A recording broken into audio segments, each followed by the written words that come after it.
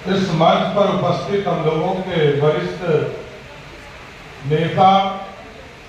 और समाज को आगे बढ़ाने वाले आदरणीय जेपी वर्मा जी, इस मंच पर उपस्थित संतोष कुशवाहा जी और इस मंच पर सम्मानित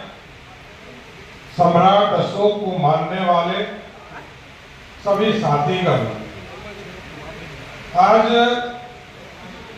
वैसे भारत के जिसकी कल्पना सम्राट अशोक ने आज से 2500 वर्ष पहले किया, चाणक्य और सम्राट चंद्रगुप्त मौर्य ने जिसकी नींव रखने का काम किया, उसको अखंड भारत का सपना, आज जो भारत आप देख रहे हैं, उस भारत का 3 गुना बड़ा भारत सम्राट अशोक ने बनाकर इस भारत का निर्माण करने का काम किया था साथी। और मैं स्पष्ट तौर पर बताना चाहता हूं लोगों को साथी, ये सम्राट अशोक की 2 तरह के जीवन रहे हैं। एक, जब उन्होंने तलवार उठाया था तो तलवार में कोई युद्ध नहीं आ रहा, और इस देश में जितने भी रियासत थे सबको जीतने का काम किसी राजा ने किया था, उसका नाम सम्राट अशोक था। कुछ इतिहासकार उनको चंड अशोक भी कहते हैं, और चंड अशोक और करुणा का अशोक दोनों फर्क है। सम्राट अशोक ने लड़कर जीता, और यदि जीता नहीं होता तो आज यदि अखंड भारत की बात हम करते हैं, ये कभी पूरा नहीं होता। इसलिए चंड भी होना जरूरी था और करुणा भी होना इस समाज के लिए जरूरी था। आज करुणा के प्रतीक भी, आज यदि राष्ट्रपति भवन में उनके मूर्ति के स्वरूप को आप देखेंगे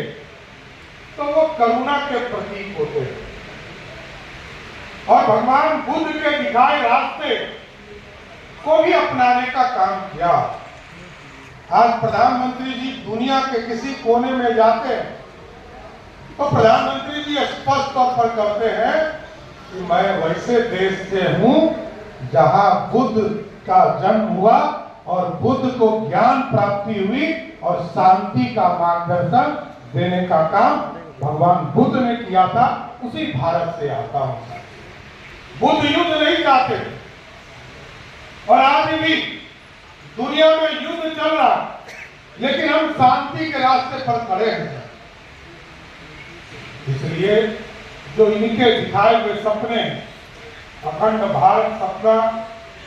और सम्राट अशोक की जयंती के लिए मैं आदरणीय मुख्यमंत्री नीतीश कुमार जी को भी धन्यवाद देता हूं कि इन्होंने जयंती का, अष्टमी का दिन तय किया और राज्य में छुट्टी देने का काम नीतीश कुमार की सरकार ने किया था। यहाँ कई हमारे महत्वपूर्ण साथी बैठे हैं, रामेश्वर जी,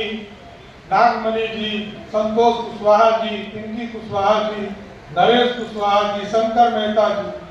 जेपी वर्मा जी, ये लोग तमाम लोग इससे जुड़े रहे। और जब मैं स्वयं भी नगर विकास मंत्री रहा तो हम लोगों ने एक व्यवस्था खड़ा किया कि जिस तरह इस हॉल का नाम रविंद्र भवन के नाम पर स्थापित है, मैंने पूरे बिहार में लगभग 300 नगर निकाय है, उस समय 165 नगर निकाय का, सभी नगर निकायों में सम्राट अशोक भवन बनाने का निर्णय लिया था।